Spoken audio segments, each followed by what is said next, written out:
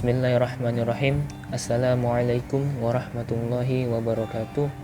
Alhamdulillahirabbil alamin. Wabihi nasta'in ala umuri dunya waddin. Wassalatu wassalamu ala asrofil anbiya'i wal mursalin wa ala alihi wa sahbihi ajmain. Amma ba'du. Pada kesempatan kali ini saya akan membahas mengenai apa sih pentingnya menuntut ilmu di dalam Islam. Pertama saya akan bahas adalah apabila kita memperhatikan apa yang disampaikan oleh Allah kepada Nabi Muhammad pada wahyu pertama dan wahyu kedua, maka kita bisa simpulkan wahyu pertama adalah Iqra bismi rabbikal ladzi khalaq. Artinya, bacalah dengan menyebut nama Tuhanmu yang menciptakan kamu. Dan wahyu yang kedua adalah Quran surah Al-Mudaththir, yaitu yang berbunyi ya ayyuhal mudaththir qum fa'andzir, yang artinya adalah wahai orang-orang yang berselimut, bangunlah, berilah peringatan pada manusia agar mereka mengikuti risalah-risalah Islam. Membaca dan beramal, inilah dua pesan wahyu pertama yang Allah sampaikan kepada kita. Maka tidak heran ketika Nabi dan para sahabat mengamalkan ini, kejayaanlah yang mereka dapatkan. Begitu pula di zaman Umayyah, Abbasiyah, dan Utsmaniyah.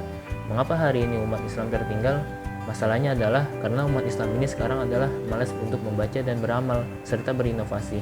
Maka dengan sikap kita yang seperti itu, kita dianggap sebagai orang-orang yang terbelakang, yang mana sangat jauh dibandingkan dengan peradaban-peradaban barat yang sekarang. Sudah seharusnya kita memikirkan hal-hal ini, dan ini menjadi sebuah PR bagi kita untuk membenahi dan berusaha untuk menjadi insan yang lebih baik dan dapat mengamalkan wahyu pertama dan kedua yang disampaikan oleh Allah kepada Rasulullah SAW. Allah Subhanahu wa Ta'ala berfirman di dalam surah Al-Isra ayat 85, yang artinya adalah, dan mereka bertakwa kepadamu tentang roh, dan mereka bertanya kepadamu tentang roh. Katakanlah, roh itu termasuk urusan Tuhanku, dan tidaklah kamu diberi pengetahuan melainkan sedikit. Dari keterangan Allah di atas bisa kita lihat bahwa Allah hanya memberi kita pengetahuan yang sangat sedikit.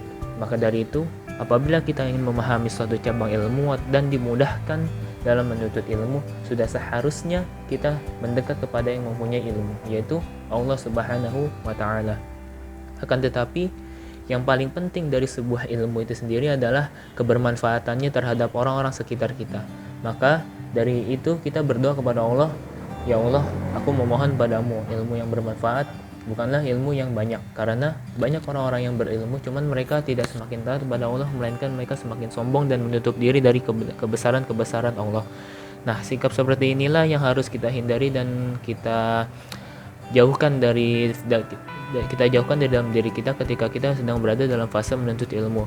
Jangan sampai ilmu yang kita dapatkan ini digunakan untuk merendahkan dan menghina orang lain, apalagi sampai menyombongkan diri, karena semua ilmu yang kita peroleh ini tidak lain dan tidak bukan karena ridho dari Allah Subhanahu wa Ta'ala. Di dalam hadis yang diriwayatkan oleh Ibnu Majah disebutkan, kegiatan menuntut ilmu itu bersifat wajib bagi seorang muslim, dan kewajiban ini tidak memandang apakah dia laki-laki ataupun perempuan, seperti yang disabdakan oleh Rasulullah SAW, "Thalabul ilmi fardhatun 'alal kulli muslim." Menuntut ilmu itu wajib bagi setiap muslim. Hadis riwayat Ibnu Majah. Maka sudah jelas kan apa yang disampaikan oleh Rasulullah, bahwa sudah seharusnya kita terus berusaha untuk menuntut ilmu, karena banyak sekali keutamaan-keutamaan bagi seorang penuntut ilmu, dan itu juga bisa menjadi semangat pendorong agar kita lebih giat dalam belajar. Maka tidak heran apabila kita menengok kembali sejarah pada zaman-zaman keemasan Islam, sudah banyak mereka mencetak cendekiawan muslim yang sangat berpengaruh di dunia. Bahkan buku-bukunya sampai sekarang masih dijadikan sebagai acuan untuk mengembangkan sesuatu dalam bidang ilmu pengetahuan. Betapa hebatnya, contohnya seperti ada Al-Khawarizmi, ada Ibnu Sina, ada Ibnu Battuta, ada Ibnu Khaldun, ada Jabir bin Hayyan, dan tokoh-tokoh yang lainnya. Mereka semua bisa menemukan sesuatu yang mana di zamannya belum ada yang bisa seperti mereka. Bahkan orang-orang barat pun mereka semua belajar ke negeri-negeri Islam, karena dulu peradaban barat adalah peradaban yang sangat tertinggal jauh dibandingkan dengan peradaban umat muslim. Akan tetapi, kita tidak boleh berlarut-larut dalam masa lalu, karena yang kita hadapkan sekarang adalah umat muslim sangat tertinggal dalam bidang ilmu pengetahuan. Kita masih berbeda jauh dengan orang-orang barat yang banyak berbuat dan berinovasi mengenai suatu hal. Maka sudah sepatutnya kita sebagai umat muslim sadar akan hal ini. Jangan sampai kita terlena dengan kebudayaan buruk yang disodorkan oleh orang-orang barat, yang mana dengan kebudayaan buruk tersebut dapat membuat kita menjadi lebih malas dan tidak mau beraktivitas. Salah satu keutamaan ilmu adalah membuat kita lebih semangat dan lebih takwa kepada Allah Subhanahu wa taala. Hal ini sesuai dengan yang disabdakan oleh Rasulullah SAW, yaitu barang siapa yang menempuh satu jalan atau cara untuk mendapatkan ilmu, maka Allah pasti akan mudahkan baginya jalan menuju surga. Mengapa menuntut ilmu ini Allah pasti mudahkan bagi jalan menuju surga? Karena hebatnya di sini, dalam keadaan kita menuntut ilmu, maka itu adalah sebab seseorang akan mendapatkan hidayah. Dan dengan hidayah inilah yang mana dapat mengantarkan seseorang menuju surga.